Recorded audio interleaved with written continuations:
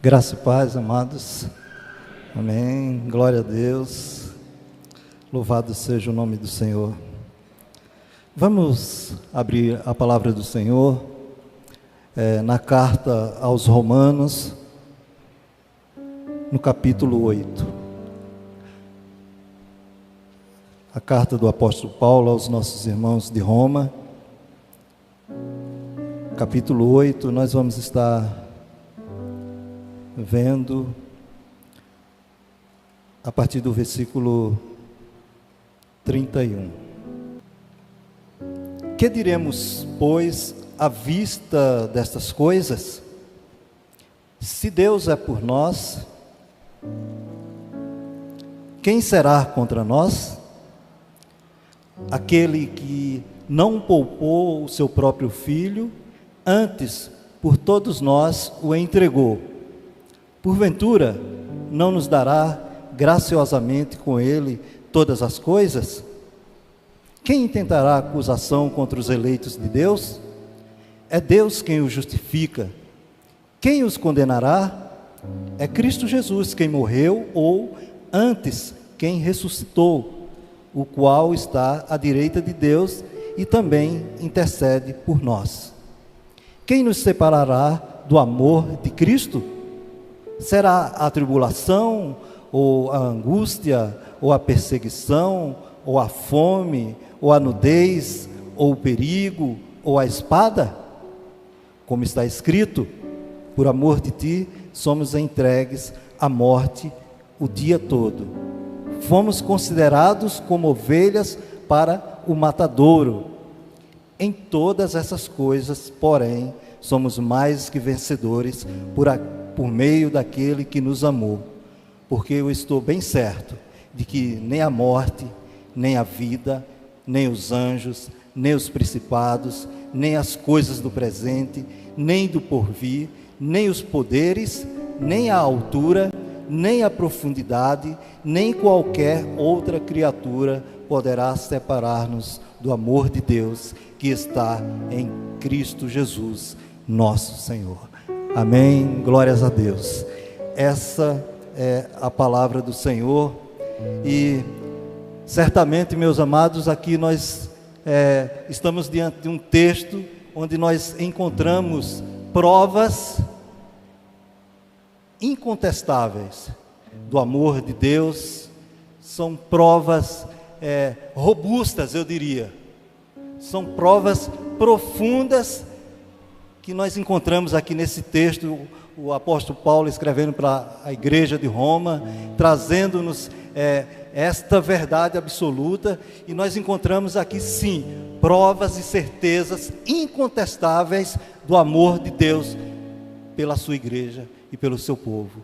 Então, meu amado, eu digo para você, eu e você, nós somos as pessoas mais felizes, podemos dizer assim. Por quê?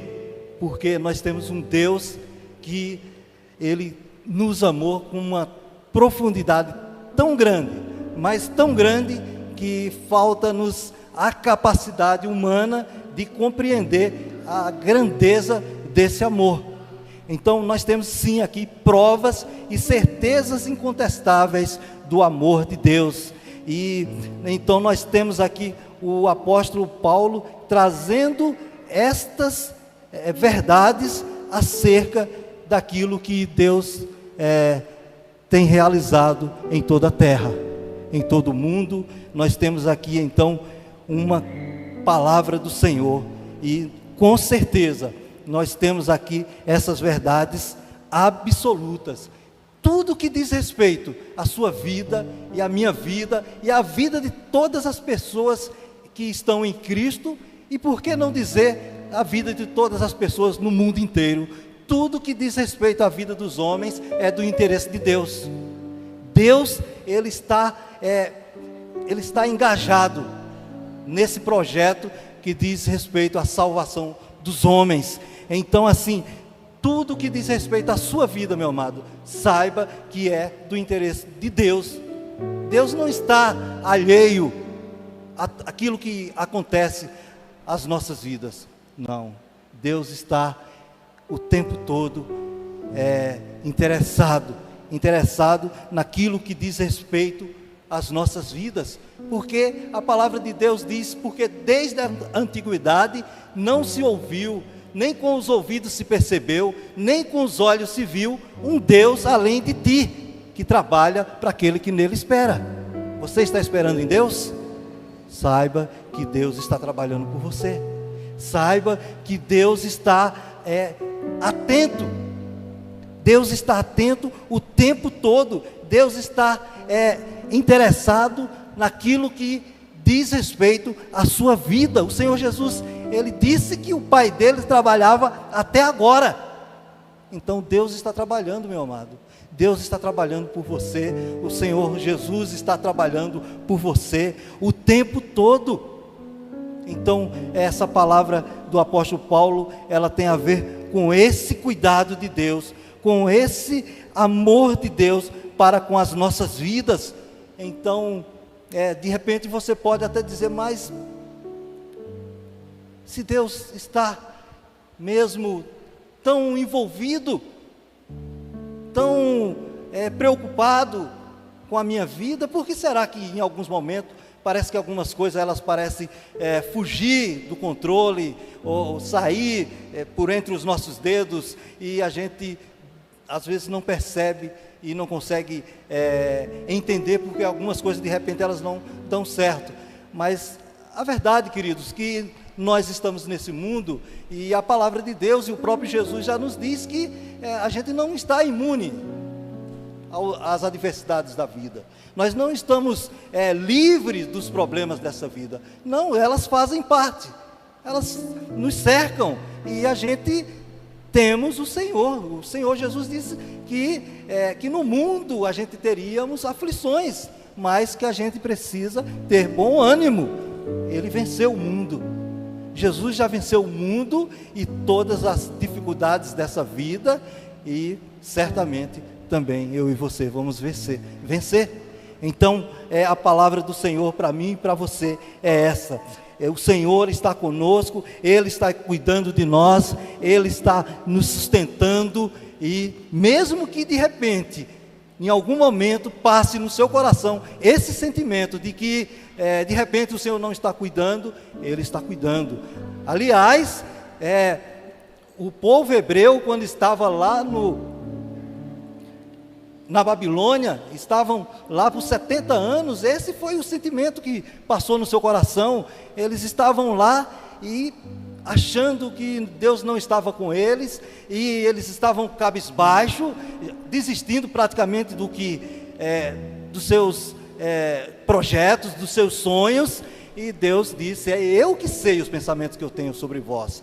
E Deus manda o profeta Jeremias ir lá e dizer para eles: olha, vocês não devem parar, vocês devem continuar, vocês precisam dar continuidade na vida de vocês. Vossos filhos precisam se casarem, vocês precisam constituir famílias, a vida segue o seu curso, e portanto eu é que sei os pensamentos que tenho sobre vós, pensamentos de paz e não de mal, para vos dar o fim que desejais. Ou seja, Deus é que sabe exatamente o que eu e você precisamos, meu amado. Então a palavra do Senhor, ela é poderosa, ela é maravilhosa, e nós temos então aqui, ou seja, nós temos aqui a palavra de Deus. Tudo isso que eu estou dizendo para você, meu amado, é legítimo, e tudo isso faz parte do nosso dia a dia. Essas necessidades todas Deus está cuidando, porque Ele é Deus, porque Ele se importa comigo e com você. Mas esse texto aqui, ele é muito mais que isso. É muito mais que isso. O que o apóstolo está trazendo aqui é algo extremamente profundo. Ele está falando de coisas eternas. E aí o versículo 31 ele vai dizer: que diremos, pois, à vista dessas coisas? Se Deus é por nós, quem será contra nós? Isso aqui é uma afirmação, queridos. Não se trata de uma possibilidade de Deus estar a nosso favor. Não, o que nós temos aqui é uma afirmação: Deus é por nós. Deus não está contra nós. Deus é por nós e Ele está cuidando de nós. É como se o texto estivesse dizendo: depois de tudo o que Deus fez, depois de tudo que Deus fez, é impossível que Deus não esteja por nós. Ele está cuidando de nós, Ele realizou algo extremamente maravilhoso por mim e por você. Quando o apóstolo Paulo está dizendo aqui, ele está trazendo aqui informações profundas daquilo que Deus realizou. Quando ele coloca aqui: se Deus é por nós, quem será contra nós? Que diremos, pois, à vista dessas coisas? Se Deus é por nós, quem será contra nós? Ninguém poderá ser contra os filhos de Deus, já que Deus é aquele que está movendo céus e terra para nos abençoar. Deus é aquele que está cuidando da sua igreja, Deus é aquele que está cuidando do seu povo. E o apóstolo Paulo, então, ele traz essa palavra maravilhosa, a coisa mais importante, como eu disse, que Deus está realizando nas nossas vidas, além dos cuidados que Ele tem realizado acerca das nossas necessidades. A maior bênção de Deus para mim e por você é a redenção. E é disso que o apóstolo Paulo está falando aqui. Ele está falando da redenção, do ato redentor de Cristo por mim e por você. Isso sim é a maior prova do amor de Deus por mim e por você. Não existe nada mais importante para mim e para você do que aquilo que Cristo realizou na cruz do Calvário. A salvação, é isso que Deus realizou, e isso é tão necessário e tão importante para nós, queridos, porque nós já sabemos, nós temos conhecimento a partir das Escrituras. Nós estávamos caminhando a passos largos,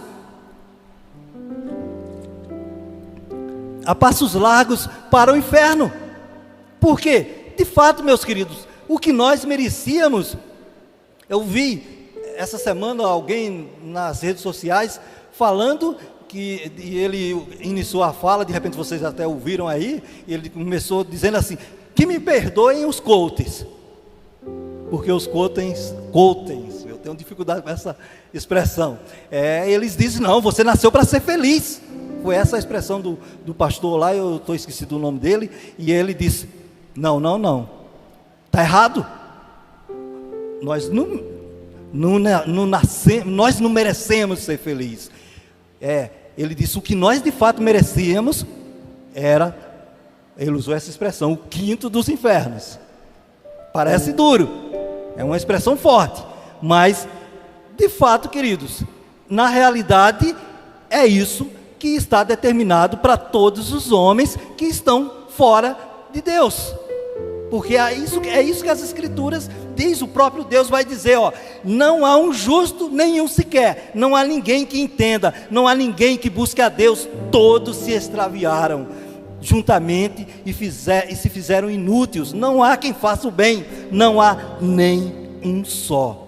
Ou seja, então nós não merecemos ser felizes por conta de nossas ações, porque não. Agora, depois de tudo que Cristo fez nas nossas vidas, a partir daí, uma vez que eu e você entendemos isso, aí agora a gente podemos dizer que nós somos as pessoas mais felizes da terra, mas não porque somos merecedores. O merecimento é de Deus, o merecimento é de Cristo, é Jesus que fez tudo, e por causa dele, então eu e você podemos sim mergulhar nessa bênção que Deus tem preparado para nós vivermos aqui nessa terra. Então o texto, no primeiro versículo, nos diz que Deus, Ele é por nós. Deus não está contra nós, Deus está trabalhando em nosso favor. O versículo 32 vai nos dizer, vai nos dar a prova maior de que Deus é por nós, e a prova, ela está muito clara aqui, versículo 32, aquele que não poupou o seu próprio filho, antes por todos nós o entregou, porventura não nos dará graciosamente com ele todas as coisas?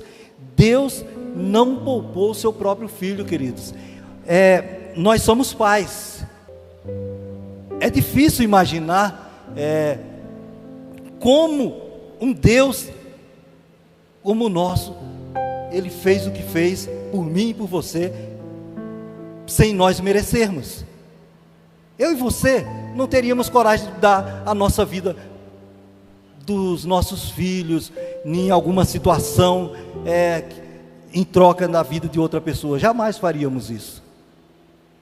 Isso é da nossa natureza humana.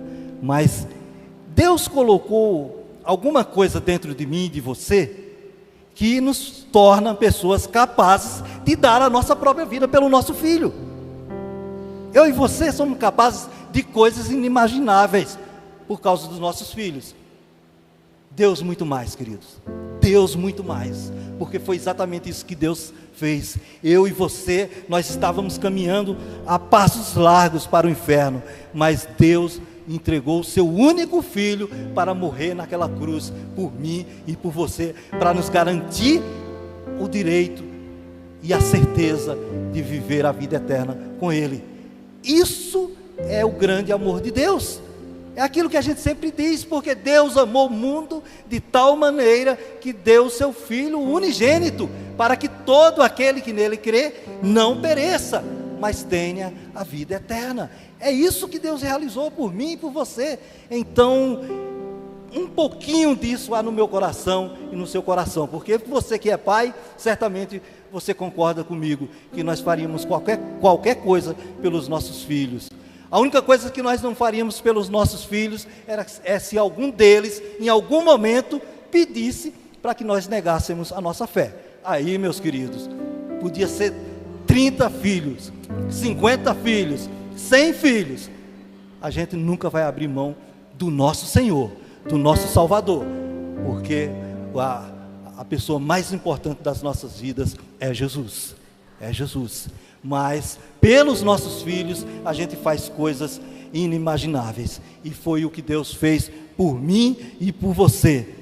Então, meu amado, é isso que a palavra de Deus nos apresenta. Deus prova o seu amor para conosco em que Cristo morreu por nós, sendo nós ainda pecadores. E o versículo 33 então vai nos dizer, 33, quem tentará acusação contra os eleitos de Deus? É Deus quem os justifica. Quem tentará acusações contra os eleitos de Deus? Olha, meus queridos, não há mais nenhum tipo de acusação contra os eleitos de Deus, porque você é uma nova criatura, você e eu somos uma nova pessoa. É isso que a palavra de Deus nos diz. Assim, se alguém está em Cristo, nova criatura é. As coisas velhas já passaram, e eis que tudo se fez novo. Eu e você somos novas pessoas, nós somos novas criaturas, e o nosso Deus realizou uma obra maravilhosa nas nossas vidas. E eu posso dizer para você, meu amado, que Deus, Ele está cuidando de você. Ele mudou o seu coração, mudou o meu coração. Nós temos hoje condições de ouvir a voz de Deus, de compreender a mensagem de Deus, porque dentro de você existe algo que Deus colocou, que é o Espírito Santo, e Ele testifica dentro de mim e dentro de você que nós somos de Deus. Ele traz ao nosso coração toda a verdade das Escrituras. Nós olhamos para a palavra de Deus e nós compreendemos aquilo que Deus tem feito por nós, porque os nossos olhos hoje eles estão abertos e nós compreendemos essa verdade absoluta sobre Deus, sobre quem é Deus, quem somos nós e o que Ele está planejando e o que Ele tem idealizado para mim e para você. O nosso Deus é um Deus poderoso. Então, meus amados, não existe nenhum tipo de acusação contra os eleitos de Deus. E aí, de repente você pode pensar, como é que eu sei que eu sou um eleito? Como é que eu sei que eu sou um escolhido? Queridos, isso tem a ver com os decretos eternos de Deus, tem a ver com aquilo que Deus já decidiu na eternidade. Mas uma coisa você pode ter certeza, que esta eleição, ela é algo que foi decretado na eternidade e tem a ver com aquilo que Deus planejou, que os homens, todos os homens seriam eleitos na pessoa de seu Filho Jesus, que seriam atraídos por Jesus para viver a eternidade com Jesus. Ou seja, por meio de Jesus Cristo, este é o plano eterno de Deus, que tem a ver com uma eleição, tem a ver com algo que Deus planejou para atrair eu e você para Ele. Este foi o meio. Eu me recuso a pensar que Deus tenha feito uma escolha arbitrária. Esse vai para o céu, esse não vai para o céu. Eu me recuso. Eu olho para as Escrituras e eu não consigo enxergar Deus assim. Eu olho para o céu, eu olho para as Escrituras e vejo Deus escolhendo pessoas por meio do Filho dele. Quem olha para o Filho, aquele que crê no Filho, tem a vida eterna. É isso que a palavra de Deus nos diz, porque o desejo de Deus é que ninguém se perca, mas que todos venham ao pleno conhecimento da verdade. Se existe uma eleição, é essa, por meio de Jesus. É Jesus que abriu a porta. Jesus é o caminho, Jesus é a verdade. É por meio dele que os homens são eleitos. É por meio dele que os homens podem sim fazer parte desse grande projeto idealizado por Deus na eternidade. Ou seja, quem olha para o Filho e crê no Filho tem a vida eterna. É isso que a palavra de Deus nos diz. E aí, por meio de Jesus, nós fomos então transportados do reino das trevas para a sua maravilhosa luz. E aí o apóstolo Paulo escrevendo aos Colossenses, no capítulo 1, do 13 ao 16, ele vai dizer: o qual nos tirou da potestade das trevas e nos transportou para o reino do Filho do seu amor, em quem temos a redenção pelo seu sangue, a saber, a remissão dos pecados, o qual é a imagem do Deus invisível, o primogênito de toda a criação, porque nele foram criadas todas as coisas que há nos céus e na terra, visíveis e invisíveis, sejam tronos, sejam dominações, sejam principados, sejam potestades, tudo foi criado por Ele e para Ele. É isso, queridos, é isso que Deus fez, é isso que Deus realizou por mim e por você. Então nós temos essa verdade absoluta e fomos escolhidos antes da fundação do mundo. E o apóstolo Paulo, ele continua falando sobre isso aos Efésios, no capítulo 1, do versículo 4 ao 14, como também nos elegeu nele, olha só, antes da fundação do mundo, para que fôssemos santos, irrepreensíveis diante dele em amor, e nos predestinou para filhos de adoção por Jesus Cristo, para si mesmo, segundo o beneplácito de sua vontade, para o louvor da glória da sua graça, pela qual nos fez agradáveis a si no amado, em quem temos a redenção pelo seu sangue, a remissão das ofensas, segundo a riqueza da sua graça, que ele fez abundar para conosco em toda a sabedoria e prudência, descobrindo-nos o mistério da sua vontade, segundo o seu beneplácito, que propusera em si mesmo, de tornar a congregar em Cristo todas as coisas, na dispensação da plenitude dos tempos, tanto as que estão nos céus, como as que estão na terra. Nele, digo, em quem também fomos feito herança, havendo sido predestinados, conforme o propósito daquele que faz todas as coisas segundo o conselho da sua vontade, com o fim de sermos para o louvor da sua glória, nós os que primeiro esperamos em Cristo, em quem também vós estáis, depois que ouvistes a palavra da verdade, o evangelho da vossa salvação, e tendo nele crido, fostes selados com o Espírito Santo da promessa. Não é pouca coisa o que Deus fez não, meu amado, por você, é muito, por mim e por você.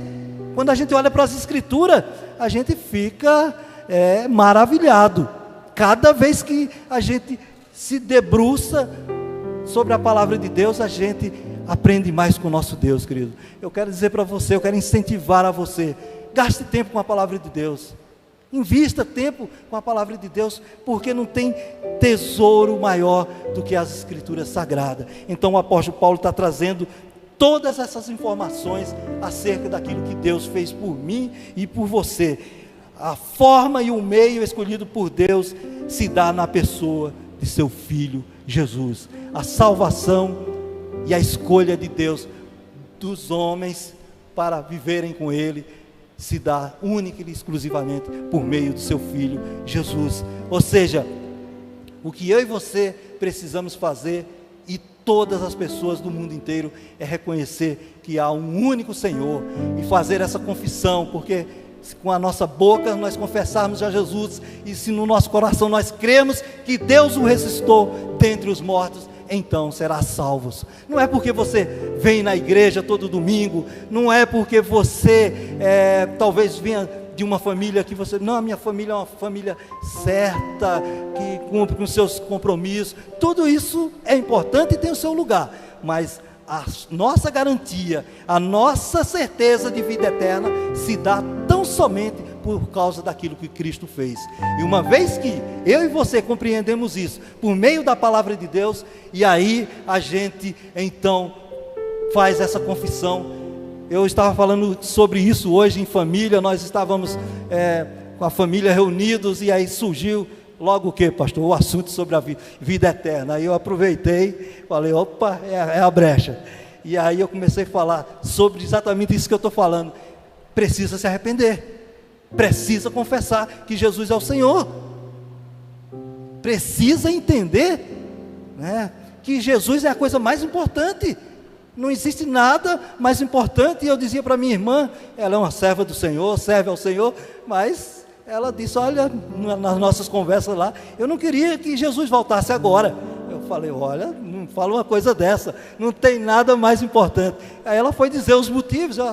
Eu até entendo, ela ainda queria usufruir com os netinhos que tem lá, e mais da família, e falei, ok, tudo isso é lícito e é válido, mas isso não pode nunca se comparar com a vinda do nosso Senhor Jesus, com o céu, né? E eles todos são cristãos, tá? Lá, mas eu falei, olha, vocês precisam se agarrar mais nessas promessas. E então é isso, queridos, a gente precisa ter isso em mente, que não existe nada mais importante para mim e para você do que vivermos com os nossos olhos no nosso Senhor. Porque esse mundo, o que tem mais para nos oferecer?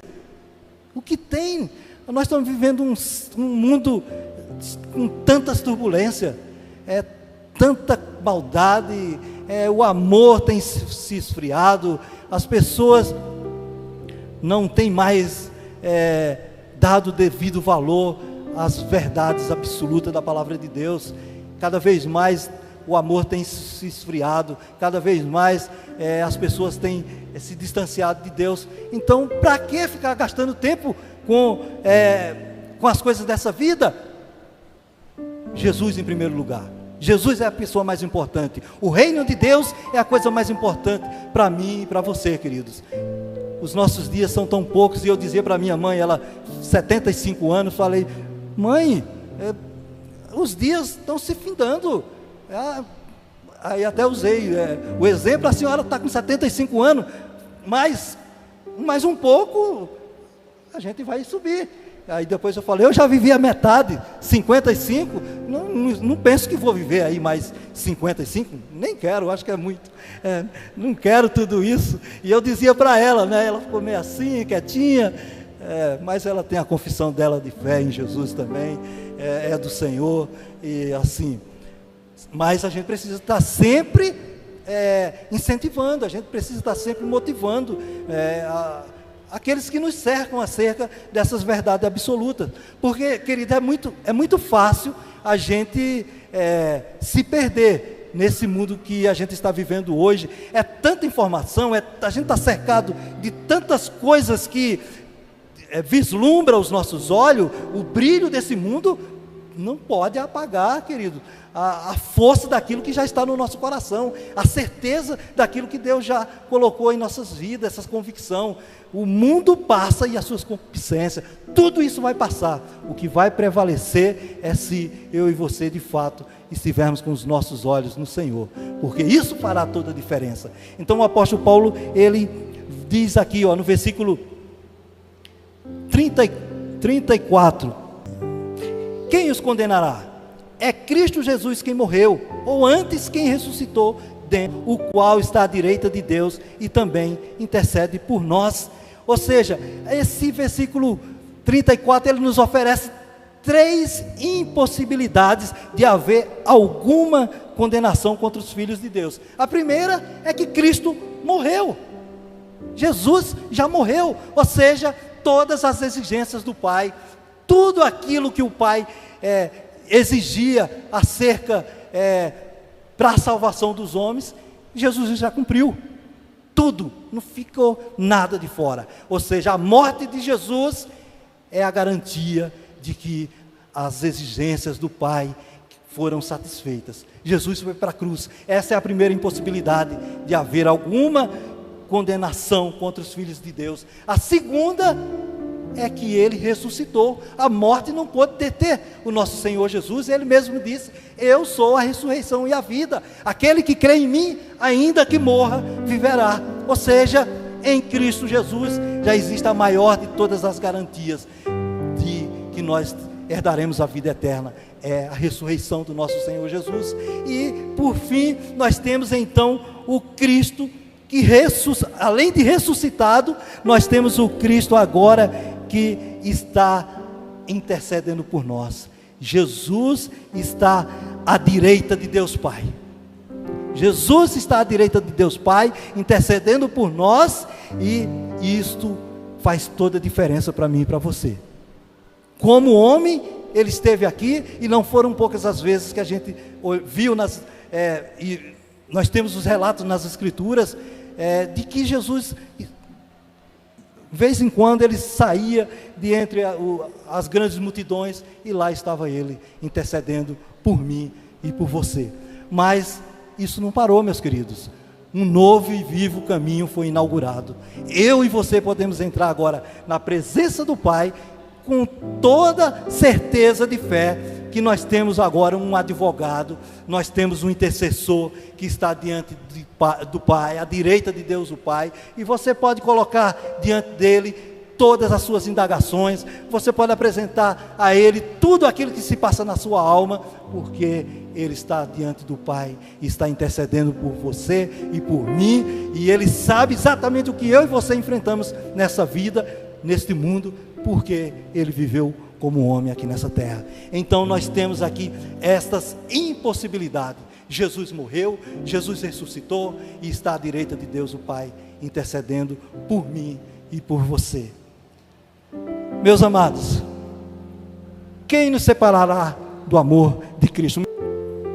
E aí o apóstolo Paulo, ele vai dizer no versículo 37, em todas essas coisas, porém, somos mais que vencedores, por meio daquele que nos amou. Ou seja, não há nada, meu amado, que vai nos parar. Não há nada que vai parar os filhos de Deus. Não porque haja força em nós, mas é porque Deus está cuidando de nós, Deus está nos sustentando, e Ele é aquele que tem cuidado de nós. Então, meu amado, a palavra de Deus vai nos dizer aqui no versículo 38 e 39, para a gente finalizar. 38 e 39. Vamos a partir do versículo 37. Em todas essas coisas, porém, somos mais que vencedores, por meio daquele que nos amou. Porque eu estou bem certo de que nem a morte, nem a vida, nem os anjos, nem os principados, nem as coisas do presente, nem do porvir, nem os poderes, nem a altura e nem a profundidade, nem qualquer outra coisa poderá nos separar do amor de Deus que está em Cristo Jesus, o nosso Senhor. Queridos, essa era a convicção que os nossos irmãos lá do primeiro século tinham. Eles tinham certeza absoluta de que, mesmo enfrentando a morte todo dia, porque isso era uma realidade dos dias deles. A gente tem estudado aí a carta aos Hebreus, e a gente tem visto que o autor aos Hebreus, quando ele escreve essa carta, ele escreve para animar aqueles irmãos lá, para que eles não voltassem atrás, para que eles mantivessem a fé dele, as convicções deles, e era essa a realidade dos nossos irmãos lá do primeiro século. Eles eram lançados nas arenas, eles eram mortos pelos leões.